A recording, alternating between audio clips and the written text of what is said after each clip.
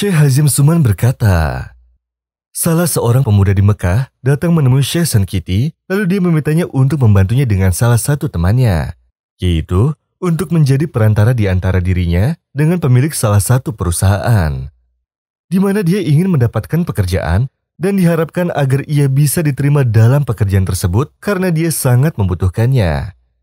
Sebab dia ingin menikah dan menafkahi keluarganya. Lalu Syekh menanggapinya dan menjanjikan bahwa dia akan melakukannya. Seperti kebiasaannya, dia bangun malam untuk sholat dan mendoakan pemuda itu sambil menangis. Dia berdoa agar pemuda itu mendapatkan pekerjaannya yang mana itu bisa menolong kehidupannya. وَإِذَا سَأَلَكَ عِبَادِي عَنِّي فَإِنِّي قَرِيبٌ أُجِيبُ دَعْوَةَ الدَّاعِ إِذَا دَعَانِ فَلْيَسْتَجِيبُوا لِي وَلْيُؤْمِنُوا بِي لَعَلَّهُمْ يَرْشُدُونَ.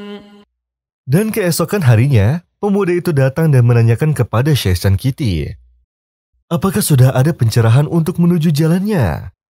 Lalu Syekh menjawab, aku sudah menemukan jalan yang sangat besar, maka tenanglah.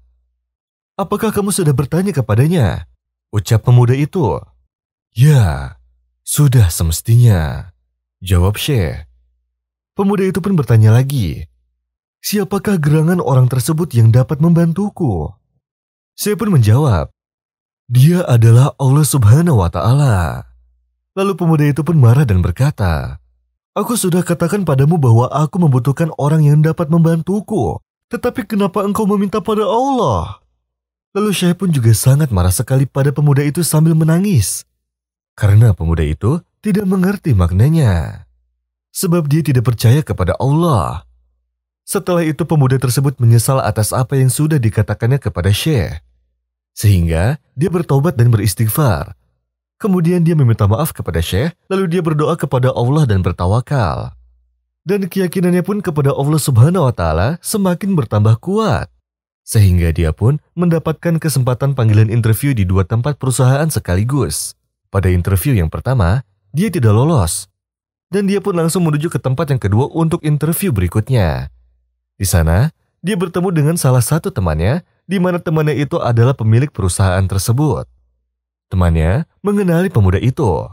Lalu dia berkata, kamu telah menjadi orang terhormat, yang mana kamu mendapatkan peluang yang lebih besar daripada menjadi pegawaiku. Aku akan memilihmu untuk menjadi wakilku.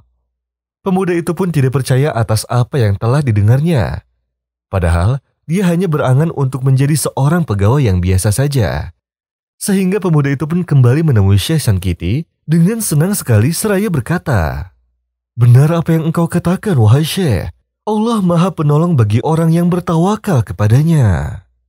وَمَنْ يَتَّقِ اللَّهَ يَجْعَلْ لَهُ مَخْرَجًا وَيَرْزُقْهُ مِنْ حَيْثُ لَا يَحْتَسِبُ وَمَنْ يَتَوَكَّلْ عَلَى اللَّهِ فَهُوَ حَسْبُهُ إِنَّ اللَّهَ بَالِغُ أَمْرِهِ قَدْ جَعَلَ اللَّهُ لِكُلِّ شَيْءٍ قَدْرًا.